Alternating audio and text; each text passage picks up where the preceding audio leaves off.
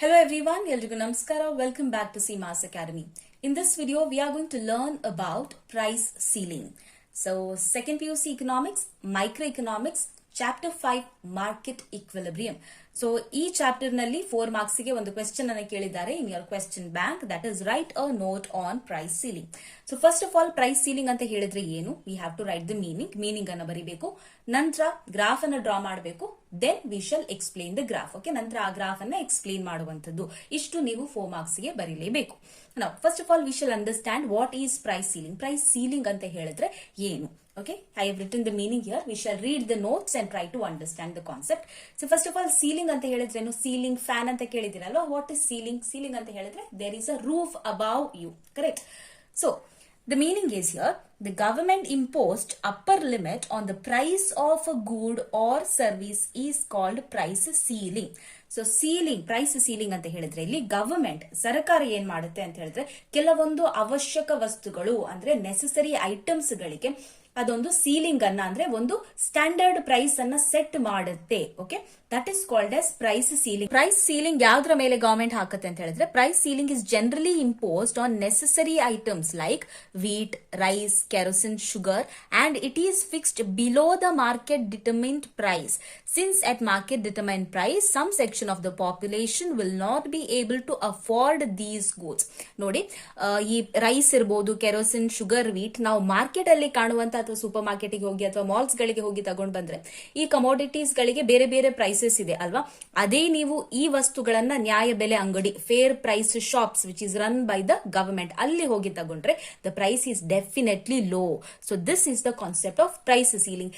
ಯಾಕೆ government price ceiling ಅನ್ನ ಮಾಡಿದೆ ಅಂತ ಹೇಳಿದ್ರೆ, ಎಲ್ರಿಗೂ ಕೈಗೆಟಕುವ ಬೆಲೆಯಲ್ಲಿ ಈ ಅವಶ್ಯಕ ವಸ್ತುಗಳು ಸಿಗಲಿ ಅಂತ ಹೇಳ್ಕೊಂಡು. Because some section of the population, ಕೆಲವೊಂದು ಜನರಿಗೆ, ಕೆಲವೊಂದು ವರ್ಗದ ಜನರಿಗೆ ಈ ಎಲ್ಲಾ ಪ್ರಾಡಕ್ಟ್ಸ್ ಗಳನ್ನ, ಎಲ್ಲಾ ಕಮೋಡಿಟಿಗಳನ್ನ ಮಾರ್ಕೆಟಿನಲ್ಲಿ ಸಿಗುವಂತ ಬೆಲೆಯಲ್ಲಿ ಕೊಂಡುಕೊಳ್ಳಿಕ್ಕೆ ಸಾಧ್ಯ ಆಗದೇ ಇರಬಹುದು. That is why she will not be able to afford these goods ಅಲ್ವಾ. That is why government has imposed a ceiling on these prices. Okay, by providing such commodities like wheat, rice, kerosene, sugar and all from the fair price shops ಅಥವಾ ನ್ಯಾಯ ಬೆಲೆ ಅಂಗಡಿಯ ಮುಖಾಂತರ ಅವರು price ceiling ಅನ್ನು fix ಮಾಡಿದ್ದಾರೆ. ನಾವು we shall see how to draw the graph. ನಾವು effects of price ceiling on market equilibrium through the example of wheat market is shown with the help of the following diagram. So ಒಂದು graph ಅಲ್ಲಿ ನಾವು supply ಮತ್ತು demand curve ಅನ್ನು ತೋರಿಸ್ತೇವೆ for which product, wheat. Okay, ಗೋಧಿಗೆ ಯಾವ ರೀತಿ supply ಇದೆ, ಯಾವ ರೀತಿ ಡಿಮಾಂಡ್ ಇರುತ್ತೆ, when price ceiling is imposed, price ceiling ಇದ್ದಾಗ ಯಾವ ರೀತಿ ಇರುತ್ತೆ ಅದನ್ನ ನಾವು ಡಯಾಗ್ರಾಮ್ ನ ಮುಖಾಂತರ ನೋಡೋಣ. So this is our graph. Okay, so this is the graph. In the x-axis, we mark the quantity. On the y-axis, we mark the price. Now, quantity alli, this is the first quantity, QC1. Okay, QC bar anta helbodu, adu QC1 anta heli. Anyway, it is fine. Now, one more we have, this is the quantity supplied at the market price, and then we have QC. Okay, price PC ಅಂತ ಹೇಳಿದ್ರೆ ಇದು price ceiling ಅಂದ್ರೆ government impose ಮಾಡಿರುವಂತಹ price. ಇಲ್ಲಿ ಒಂದು higher price ಕಾಣ್ತಿದೆಯಲ್ವಾ with the star mark, this is the market price. Okay, market ನಲ್ಲಿ ನಮಗೆ ಗೋಧಿಗೆ ಸಿಗುವಂತ ಬೆಲೆ ಇದು the higher price. Versus PC ಅಂತ ಹೇಳಿದ್ರೆ ಪ್ರೈಸ್ ಸೀಲಿಂಗ್, ಗವರ್ಮೆಂಟ್ ಇಂಪೋಸ್ ಮಾಡಿರುವಂತಹ ಪ್ರೈಸ್ ಇದು. Let us read what this graph says. Now let us read what this graph says. We have to explain the graph. So the above figure shows the market supply curve. Yes. So this is our market supply curve and market demand curve DD. We know that demand curve is always a downward sloping curve alva. So demand curve yavattu ಇಳಿಮುಖವಾಗಿರುತ್ತೆ, downward sloping. So this is SS is our supply curve, DD is our demand curve ಅಂತ first sentence ಅಲ್ಲಿ ಹೇಳಿದ್ದೇವೆ. For which product? For wheat. The equilibrium price and quantity of wheat are P star and Q star respectively. P star, see this is the price, equilibrium price ಅಂದ್ರೆ market ಅಲ್ಲಿ ನಮಗೆ wheat ಗೆ ದೊರೆಯುವಂತ ಬೆಲೆ ಇದು the higher price. ಅದೇ ರೀತಿ ಈ price ಗೆ ಎಷ್ಟು ಕ್ವಾಂಟಿಟಿ ಸಪ್ಲೈ ಆಗ್ತಾ ಇದೆ ಮಾರ್ಕೆಟ್ ಗೆ, Q star. Okay, Q star is the quantity supplied as well as the quantity demanded also. ನೋಡಿ, quantity demanded ಕೂಡ ಅಲ್ಲೇ ಇದೆ, quantity supplied ಕೂಡ ಅಲ್ಲೇ ಇದೆ. So Q star is the quantity supplied and quantity demanded respectively. Okay, now we shall see when the price ceiling is imposed by the government, what happens to the quantity supplied and quantity demanded. Price ceiling ಅನ್ನ government ತಂದಾಗ ಅಂದ್ರೆ ಒಂದು ಕಡಿಮೆ ಬೆಲೆ ಅಥವಾ ನ್ಯಾಯಯುತವಾದ ಬೆಲೆಯನ್ನ ಅದು ಜಾರಿಗೆ ತಂದಾಗ, ಪ್ರೈಸ್ ಸೀಲಿಂಗ್ ಅನ್ನ ಹಾಕಿದಾಗ for the commodity wheat, what happens to the quantity supplied and quantity demanded. So when the government imposes price ceiling at PC which is lower than the equilibrium price level, ಹೌದಲ್ವಾ, PC is lower than P star, correct? So this is the equilibrium price level and PC is lower than the equilibrium price level. There will be an excess demand for wheat in the market at that price. So ಇಲ್ಲಿ ನೋಡಬಹುದು ನೀವು, when the price is reduced from P star to PC, ಅಂದ್ರೆ price ceiling ಅನ್ನು impose ಮಾಡಿದಾಗ quantity demanded ಎಷ್ಟಿದೆ, just look at the quantity demanded here. It is moving to QC. So Q star ಇಂದ ಅದು QC ಗೆ increase ಆಗಿದೆ, ಜಾಸ್ತಿ ಆಗಿದೆ.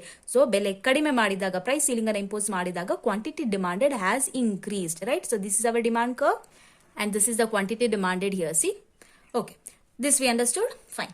Next we'll read the consumers demand QC. See, the consumers demand ಎಷ್ಟು demand ಮಾಡ್ತಾರೆ? QCK. Of which commodity? Of the commodity wheat. Whereas the firms supply QC 1 kg.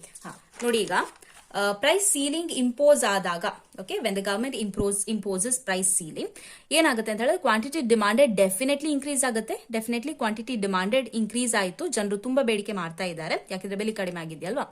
ಆದ್ರೆ supply ಏನಾಗಿದೆ ಅಂತ ನೋಡ್ಕೊಳ್ಳಿ. ದಿಸ್ ಈಸ್ ಆ supply curve. At PC, the supply is how much? At PC, the supply is only QC1. So, ಅಂದ್ರೆ demand, ಬೇಡಿಕೆ ಜಾಸ್ತಿ ಆಗಿದೆ at price ceiling, ಆದ್ರೆ ಕ್ವಾಂಟಿಟಿ ಸಪ್ಲೈಡ್, ಎಷ್ಟು ಕ್ವಾಂಟಿಟಿ ಆಫ್ ವೀಟ್ ಅವರು ಮಾರ್ಕೆಟ್ಗೆ ಸಪ್ಲೈ ಮಾಡ್ತಾ ಇದೆಯಲ್ವಾ, ಫರ್ಮ್ಸ್ ಎಷ್ಟು ಸಪ್ಲೈ ಮಾಡ್ತಿದ್ದಾರೆ, ಅದು ಕಡಿಮೆ ಆಗಿದೆ. Are we getting this much? Okay, now will see some of the drawbacks of price ceiling. ಈ ಪ್ರೈಸ್ ಸೀಲಿಂಗ್ ಮಾಡಿದಾಗ ಏನ್ ಪ್ರಾಬ್ಲಮ್ ಆಗುತ್ತೆ, ಏನ್ ತೊಂದರೆ ಆಗಬಹುದು, ಅದನ್ನ ಒಂದು 2 ಪಾಯಿಂಟ್ಸ್ ಅನ್ನ ನಾವು ಬರಿಬೇಕಾಗುತ್ತೆ. Then will conclude the answer. Fine. So price ceiling accompanied by rationing of goods. Rationing of goods ಅಂತ ಹೇಳಿದ್ರೆ ಒಬ್ಬೊಬ್ಬರಿಗೆ ಇಷ್ಟೇ ಅಂತ ಇದೆಯಲ್ವಾ, ನ್ಯಾಯಬೆಲೆ ಅಂಗಡಿ ಅಥವಾ ನೀವು ರಾಷನ್ ಕಾರ್ಡ್ಸ್ ಗಳಲ್ಲಿ ನೋಡಬಹುದು, ಒಂದೊಂದು ಫ್ಯಾಮಿಲಿಗೆ ಇಷ್ಟಿಷ್ಟು ಅಕ್ಕಿ, ಇಷ್ಟು ಕೆಜಿ ಅಕ್ಕಿ ಅಂತ ಕೊಟ್ಟಿರ್ತಾರೆ. So that is called rationing. Fine. Price ceiling accompanied by rationing of goods may have the following adverse consequences on the consumers. So ಇದು ಕನ್ಸ್ಯೂಮರ್ಸ್ ನ ಮೇಲೆ ಈ ತರ ಪರಿಣಾಮ ಬೀಳಬಹುದು. For that we have to write 2 points. First one is each consumer has to stand in a long queues to buy the good from ration shops. Correct alva? You have seen in the fair price shop, ನ್ಯಾಯಬೆಲೆ ಅಂಗಡಿಗಳಲ್ಲಿ ನೀವು ನೋಡಿರಬಹುದು ಎಷ್ಟು ದೊಡ್ಡ Q ಇರುತ್ತೆ. ಎಷ್ಟೋ ಬಾರಿ ನಾವು ಹೋಗಿ ರಿಟರ್ನ್ ಬರ್ತೇವೆ, ಅಂದ್ರೆ ತುಂಬಾ ಕ್ಯೂ ಇದೆ, ನಾಳೆ ಹೋಗೋಣ ಅಂತ ಹೇಳ್ಕೊಂಡು, ರೈಟ್? ಸೊ ಇದು ಒಂದು problem. This is one adverse effect on the consumers. Second one ಏನಾಗಬಹುದು ಅಂತ ಹೇಳಿದ್ರೆ, since all consumers will not be satisfied by the quantity of the goods. ಅದೇ ನಾನು ಹೇಳಿದೆ, ರೇಷನಿಂಗ್ ಆಫ್ ಗೂಡ್ಸ್ ಇದೆ ಅಲ್ವಾ, ಅಂದ್ರೆ ಒಂದು ಫ್ಯಾಮಿಲಿಗೆ ಇಷ್ಟೇ ಅಕ್ಕಿ ಅಥವಾ ಇಷ್ಟೇ ಶುಗರ್, ಇಷ್ಟೇ ವೀಟ್ ಅನ್ನ ಕೊಡೋದು ಅಂತ ಆಲ್ರೆಡಿ ಡಿಸೈಡ್ ಆಗಿರುತ್ತೆ. ಅವಾಗ ಹೆಚ್ಚಿನ ಕನ್ಸ್ಯೂಮರ್ಸ್ ಗಳಿಗೆ ಅದು ಸಾಕಾಗ್ಲಿಕ್ಕಿಲ್ಲ, ಅಂದ್ರೆ ಫ್ಯಾಮಿಲಿಯಲ್ಲಿ ತುಂಬಾ ಜನರಿದ್ರೆ it might not be sufficient for them.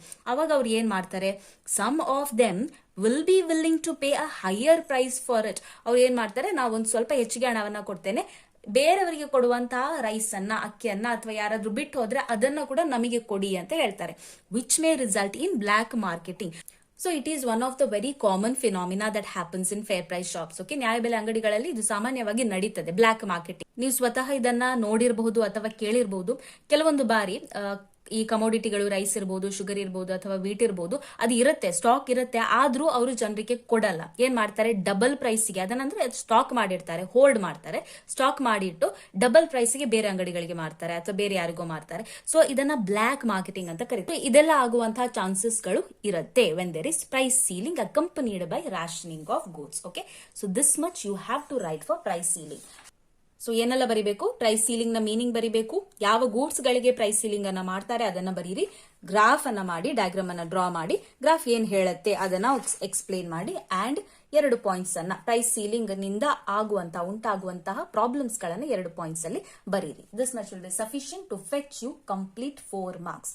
And any of you students, if you want this notes for microeconomics, ನಿಮ್ಮ ಕ್ವೆಶ್ಚನ್ ಬ್ಯಾಂಕ್ ನಲ್ಲಿ ಕೊಟ್ಟಿರುವಂತಹ ಎಲ್ಲ 4 ಮಾರ್ಕ್ಸ್ ಮತ್ತು 6 ಮಾರ್ಕ್ಸ್ ನ ಕ್ವೆಶ್ಚನ್ಸ್ ಗಳಿಗೆ ಆನ್ಸರ್ಸ್ ಬೇಕಿದ್ರೆ, ಈ ನೋಟ್ಸ್ ಬೇಕಿದ್ರೆ, so this notes has complete all the 6 chapters.